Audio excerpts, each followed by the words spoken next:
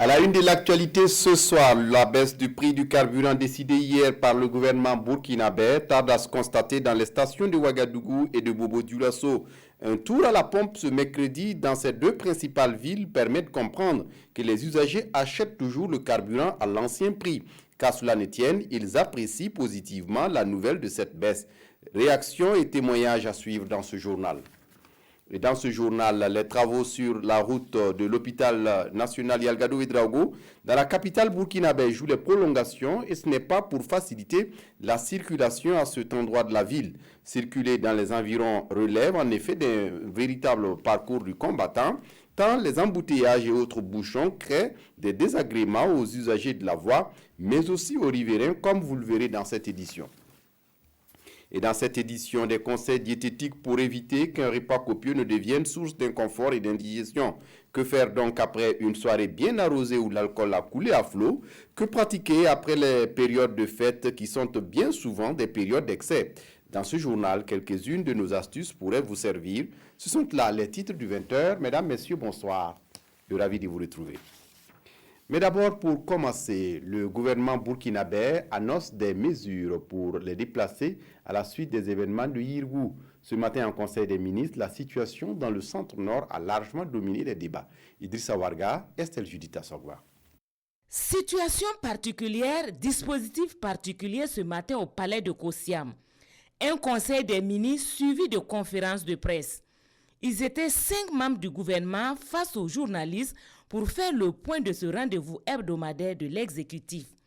Ce 9 janvier, il était largement dominé par les événements de Yirgou.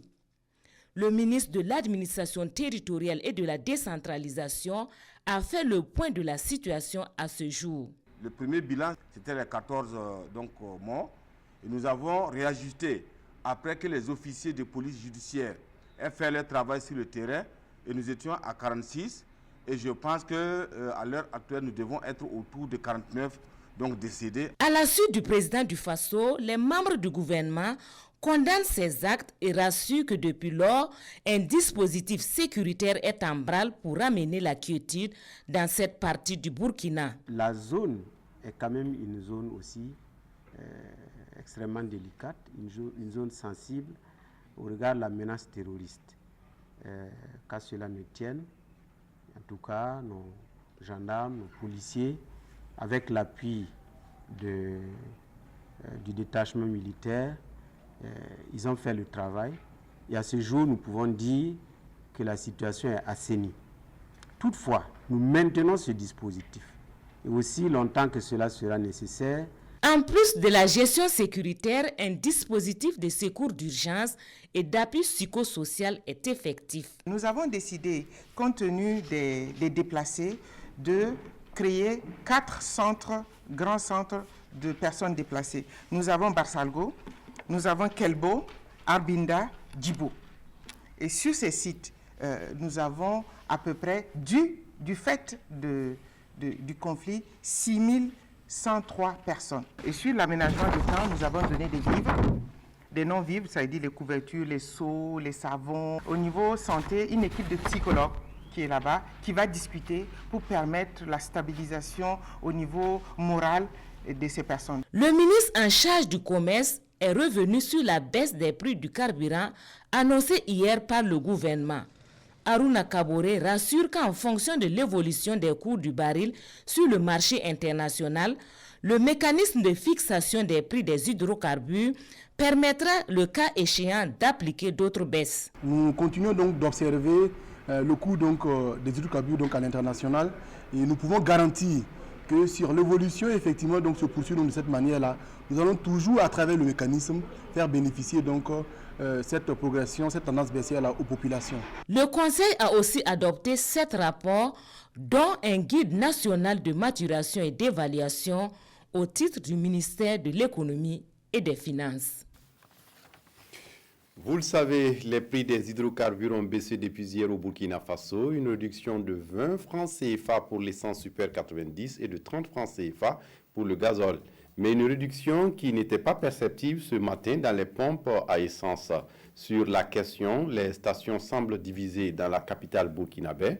On en trouve quelques-unes qui affichent de nouveaux prix, mais beaucoup d'autres sont toujours aux anciens prix. Constat à la mi-journée avec Moussa Ouedraogo et Oumar Zombré.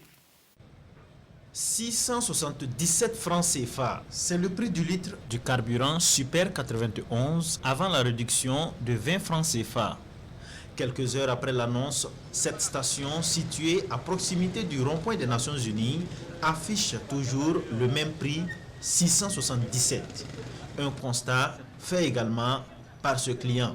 Ici, en tout cas, pas encore. Lors de l'augmentation, en tout cas, ça a été quand même immédiat. Dès le lendemain seulement, on a constaté ça, mais la baisse, là, on ne sait pas pourquoi ça traite quand même. Pour le gérant de la station, ces agents ne sont pas habilités à manipuler les pompes. Seuls ceux du ministère du Commerce et du Cobutam ont l'autorisation pour le faire.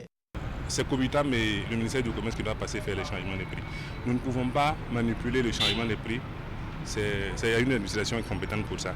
Donc, eux également, je pense qu'il doit y avoir un manque d'effectifs, sinon ils ne peuvent pas couvrir la totalité du territoire. Mais je sais qu'au plus tard demain, les prix seront changés à la pompe. En attendant les agents de Cobutam et du ministère du Commerce, la station, elle, fait de bonnes affaires.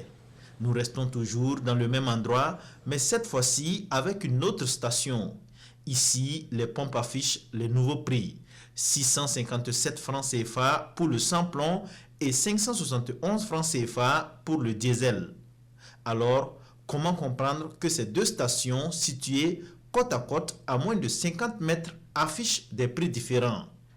En attendant la réponse et la normalisation des prix dans toutes les stations, les citoyens apprécient cette baisse de 20 francs CFA.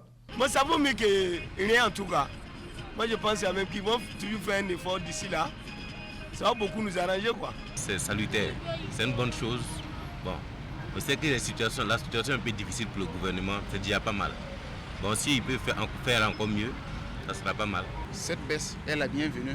S'ils peuvent encore faire des efforts pour encore baisser, en tout cas, ça allait nous arranger. Du quartier Amdalaï à Paspanga jusqu'à Dapoya, plusieurs stations ne sont toujours pas réglées sur le nouveau prix. C'est dire que les agents de Cobutam et ceux du ministère du Commerce ont beaucoup à faire.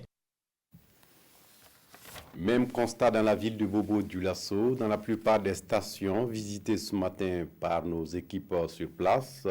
Pour le moment, les usagers achètent toujours le carburant à l'ancien prix. Qu'à cela ne tienne, ils apprécient positivement la mesure. Kassoum Miloro, Moumouni Baro, sur place à Bobo.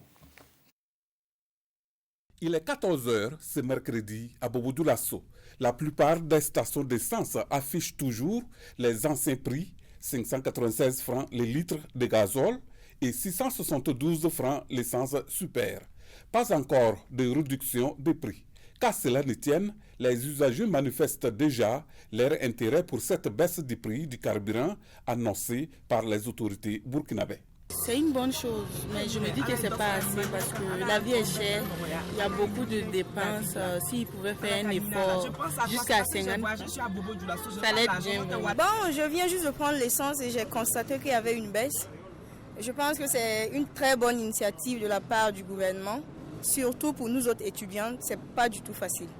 Donc c'est une initiative à saluer. Je salue vraiment l'initiative et bravo aux décideurs. Sincèrement dit, ce qu'ils ont enlevé, ça vaut mieux. Et si le mon économie, ça vaut mieux. Bon, par rapport à avant, là, c'était trop cher pour nous. Il n'y avait pas de bénéfice. Ben, ce qu'on va prendre, c'est juste. Si on va arrêter, il n'y a même pas. Pour gagner à manger, même, c'est problème. Un geste également apprécié dans le milieu des distributeurs, seulement à leur niveau. Ils pensent que le mécanisme de fixation du prix de ce liquide précieux est à revoir. Le système pétrolier, des fois, quand il y a une augmentation, c'est ça qui amène des problèmes. Bon, effectivement, au Burkina Faso, on a constaté un certain temps, quand il y a des augmentations, Burkina, ils sont toujours les mêmes systèmes. Bon, s'il y a une baisse, c'est la même chose, ils n'arrivent pas à résoudre ce système-là. Avec cette baisse annoncée, certains gérants de stations se posent déjà des questions.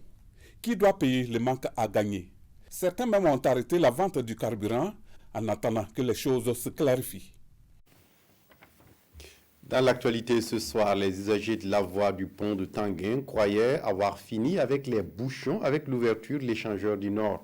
Mais un espoir de courte durée à certaines heures de la journée, difficile de se frayer un chemin pour rallier un point à l'autre. La cause de ces nouveaux embouteillages, les travaux sur la voie de l'hôpital national Yalgado-Ouédraogo. Il n'y a pas que les usagers qui se plaignent de cette situation. Les riverains, en partie les fleuristes, qui ne cachent pas leur ras-le-bol. Constat avec Issaka Ouédraogo et Zalissa Sanvo. Il est 10 heures sur le pont de Tanguin. Nous ne sommes pas encore à une heure de pointe, mais il faut du tact, de la patience aussi, mais surtout de l'aide de la police ou des VADS pour se frayer un chemin dans ces embouteillages toujours monstres à pareille heure. 10 à 30 minutes pour le trajet de la rue pavée jouxtant l'hôtel Sopatel Slimandé à l'intersection du pont de Tanguin. Bon, ça me fait au moins 40 minutes Kosodo ici. Ça rejoindre Sankaré, mais ce n'est pas possible. La route est barrée de l'autre côté. Il y a de cela au moins un mois comme ça. On n'ouvre pas, on ne sait pas qu'est-ce qui se passe là-bas exactement. On a perdu 30 minutes alors qu'on devrait partir en centre-ville et puis repartir au service.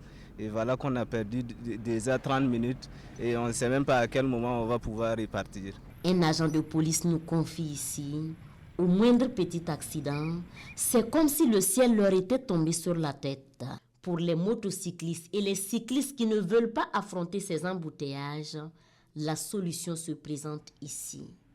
Une déviation de fortune créée par ces fleuristes, reconvertis en passeurs. Mais il faudra débourser 200 à 500 francs CFA à chaque passage. En tout cas, vu l'embouteillage là, sur le pont de Tanguin, tu peux faire 20 minutes. Parce que le temps que je vais traverser là-bas, le carburant est un peu cher. Donc, il vaut mieux payer 500 francs ou 200 francs pour traverser que de faire le grand tour. La cause de tout ce calvaire, la voici. Une route barrée. Les travaux de la voie passant par l'hôpital Yalgado à l'échangeur de l'Est continuent. Et si ce ne sont pas les usagers qui crient leur ras-le-bol, ce sont les riverains qui n'en peuvent plus. Ce sont les usagers qui payent nos fleurs et nos arbres. Mais avec la fermeture de la voie, nous on fait comment? Ils ont fermé la voie et ils ne font rien. S'ils travaillaient, on pouvait se dire que c'est pour le bien de tous. Mais voyez vous-même, depuis un mois, rien. S'ils ne veulent pas travailler, qu'ils ouvrent la voie pour que nous puissions vaquer à nos activités quotidiennes. Certains clament donc la réouverture de la route, mais d'autres pensent à des solutions palliatives. Ça là, c'est pas pour tout de suite. Le temps là, c'est mieux en tout cas de faire au moins un petit passage pour permettre au moins à ceux qui ont des motos de traverser et les piétons. Parce que bon, on ne peut pas bloquer la voie pendant plusieurs mois, c'est pas facile. On veut quand même le développement, mais néanmoins, bon, permettez au moins aux gens de profiter quand même de leur voie. Mais en attendant que le cri de cœur de Assami Souré soit entendu, les usagers devront composer avec ces désagréments et espérer une fin rapide des travaux. Au procès du putsch manqué de septembre 2015 au Burkina Faso ce matin à Ouagadougou, le général Djibril Bassolé n'a pas eu trop de temps de parole. Les débats étaient monopolisés par ses avocats. Les avocats de l'accusé se sont efforcés donc à démontrer la fausseté des éléments sonores qui accablent leurs clients et parlent de procédures asymétriques. Pendant ce temps, le parquet trouve qu'aucun droit du général n'a été bafoué. Draman Guéné, Zoubavier David Aviré. Les écoutes téléphoniques attribuées au général Djibril Bassolé sont-elles illégales ou fabriquées? La question est au centre des débats depuis le début de l'audition du général. Dans un monologue de près de 3 heures d'horloge, ce matin, Maître Dieudonné Bonkungu, un des conseils de l'accusé, les décrit comme des pièces manipulées, truquées et mises à la charge de l'accusé dans le but de le discréditer.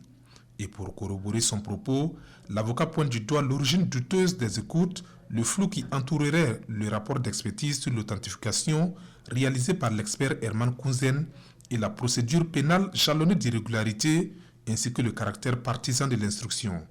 Selon l'auxiliaire de justice, le juge d'instruction a accepté le rapport d'expert qu'il a lui-même requis et rejeté celui fourni par l'expert commis par le général Bassolé, en violation, selon Maître Dieudonné Bonkungu, de la liberté de la preuve. Dans de telles conditions, comment voulez-vous un procès équitable, s'interroge-t-il, avant de demander au tribunal la comparution de l'expert Herman Kunzen et les officiers de police judiciaire ayant intercepté les écoutes téléphoniques. Pour le parquet militaire, c'est un réquisitoire sévère que l'avocat dresse contre l'ensemble du travail réalisé par le juge d'instruction. Le parquetier rappelle que Maître Bonkungu et son client ont fait recours devant les juridictions nationales et supranationales lorsque leurs droits étaient violés lors de l'instruction et ont parfois eu gain de cause. Et c'est dans cette même lancée, poursuit le parquetier, qu'ils ont adressé une lettre à la Cour de justice de la CEDEAO au motif que les écoutes téléphoniques interceptées par les services burkinabés étaient une atteinte à la vie privée du général. La question est donc de savoir, conclut le procureur militaire, si les écoutes sont fabriquées ou tout simplement illégales. Face au silence du général, le parquetier précise que les officiers de police judiciaire ayant intercepté les communications ne peuvent donner leur source au nom du secret défense. Du reste, selon le parquetier, en 2015, aucun texte de loi au Burkina Faso ne régulait les interceptions de communications. La loi sur la question n'est intervenue qu'en 2017. Acculé par ces observations, le général botte en touche et suscite un débat en dénonçant l'impact de ce procès sur le fonctionnement actuel de la Grande Muette. Et selon ses convictions, ce procès a un effet dévastateur sur l'armée du fait de la suspicion qui y règne désormais et joue sur ses performances. Si j'étais chef d'état-major, ajoute-t-il en substance, on n'aurait pas fait ce procès. On aurait dédommagé financièrement les victimes et reconverti les militaires du RSP en gendarmes. Un propos qui a suscité des murmures dans la salle. L'audience reprend ce vendredi 11 janvier à 9h au tribunal militaire de Ouagadougou. On reste dans les salles d'audience des palais de justice pour évoquer ces informations. Une vingtaine de jeunes architectes viennent de prêter serment ce matin devant le tribunal de grande instance de Ouagadougou. Un serment qui engage leurs responsabilités civiles, professionnelles et pénales. L'objectif est de leur rappeler leurs responsabilités dans la conception et l'exécution des projets dans lesquels ils sont impliqués. Nongba Kouda, Inijanine Kambiri. Après 6 ans d'études, 20 nouveaux architectes entrent dans l'ordre des architectes du Burkina en jurant devant le tribunal de grande instance de Ouagadougou de respecter les textes législatifs régissant leur profession. Engagement solennel pris de remplir fidèlement et en toute conscience leurs charges dans le respect de l'éthique et de la déontologie. Depuis petite, j'ai beaucoup aimé cette profession, ce qui m'a poussé à poursuivre des études d'architecture à Versailles. Et aujourd'hui, je suis fière de servir le Burkina Faso. L'architecte se doit de travailler avec rigueur pour que l'édifice qu'il conçoit soit à la fois vivable et puisse sécuriser tous les habitants. Désormais, leur responsabilité est établie dans la conception et l'exécution des projets qu'ils entreprendront dans la construction des bâtiments et la moindre erreur serait impardonnable. Professionnellement, il peut être sanctionné par la voie administrative et civilement également lorsqu'il y a des victimes.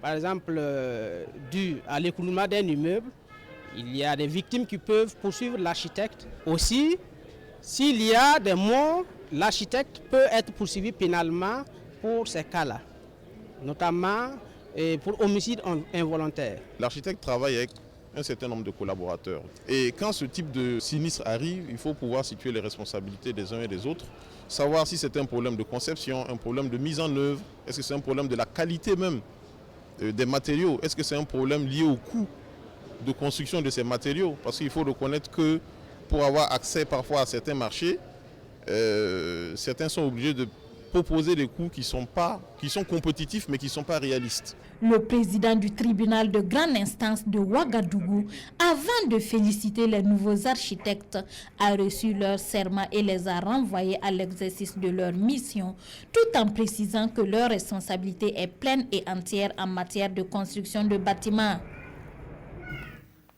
Deux jeunes burkinabés installés au Texas, aux États-Unis, ont créé une chambre de commerce ouest-africaine à Houston. C'est un cadre de rencontres et de partenariat entre secteurs privés américains et ouest-africains, notamment burkinabés. Explication, Vincent Tiendrebebo. Boss Ganame, un jeune entrepreneur burkinabé vivant aux États-Unis qui rêve grand. Je travaille dans une compagnie pétrolière depuis 2012. Et là, je suis devenu un manager dans la même compagnie. Et donc, je peux dire que je suis ingénieur en pétrole de formation, mais également je suis entrepreneur de passion. Et lui, Aboubakar Lougué, un autre businessman qui scrute le monde des affaires. Je suis informaticien de formation et statisticien à la fois. Et aujourd'hui, j'évolue en tant que consultant manager dans le domaine des taxes indirectes aux États-Unis. Et également, je suis consultant indépendant dans le domaine de la science des données, notamment ce qu'on appelle l'intelligence artificielle. Et je suis également investisseur dans le domaine du foncier à Bobo-Dioulasso comme à Ouagadougou. Et aujourd'hui, je suis créateur d'une nouvelle compagnie dénommée Sky Hill Group, qui évolue dans les assurances et également beaucoup dans le domaine de la logistique terrestre. Nantis de leur formation et de leurs expériences professionnelles, les deux entrepreneurs caressent le rêve de la création d'une chambre de commerce ouest-africaine ici aux États-Unis. Et ils s'attellent à la concrétisation du projet déjà avancé. L'idée de créer la chambre de commerce vient d'une évaluation de besoins non assouvis à notre sein en tant qu'investisseurs et professionnels à la fois. Nous avions eu l'intention d'importer certains produits aux États-Unis, mais malheureusement, nous n'avions pas assez de canevas ni de personnes ressources pour nous aider dans ce sens-là. Donc nous nous sommes dit, créer une chambre de commerce pour assouvir nos besoins et également besoin de plusieurs autres entrepreneurs, que ce soit ici aux États-Unis ou au Burkina Faso. Depuis Houston, ville hôte de cette chambre de commerce, les deux complices multiplient les contacts avec beaucoup de structures. Ambassade du Burkina à Washington, consuls généraux de différents pays et ici, la mairie de Houston. Vous savez, Houston, c'est la quatrième plus grande ville des États-Unis. Nous sommes la capitale de l'énergie. Et puis aussi à Mathieu-du-Port, on a le plus grand, sinon le plus large port à Mathieu de cargo. Donc si vous mettez tous ces atouts-là ensemble, je pense que quand même cette chambre avec nous, je veux dire la mairie, et surtout la ville de Houston en général, on peut vraiment travailler pour vraiment faire un partenariat gagnant-gagnant. Le défi actuel pour les deux, c'est l'organisation d'un forum économique cette année à Houston, après le lancement officiel de la Chambre de commerce dans les 2 prochains mois. Et ils envisagent une mission au Burkina Faso pour mobiliser l'adhésion des entreprises burkinabais. Le Burkina Faso a adhéré à la plupart des instruments internationaux relatifs aux droits humains. Malgré ces efforts, de nombreuses personnes continuent de subir des atteintes à leurs droits du fait de l'inapplication des textes parce que souvent inadaptés. La Direction régionale des droits humains et de la promotion civique de la Boucle du Moun vient d'organiser un atelier ce 8 janvier 2019 à Dédougou pour amender un document sur ces cas de violation. Des détails avec Christophe Traoré. Ils sont réunis ici à Dédougou, ces acteurs de la société civile et de l'administration régionale, pour actualiser et élaborer un plan d'action cohérent à même de lutter contre les cas de violation des droits humains identifiés dans la boucle du Mouhoun. Il s'agit donc de nous entendre sur le contenu du document que nous avons élaboré, à travers donc la mise en place d'un comité régional de rédaction.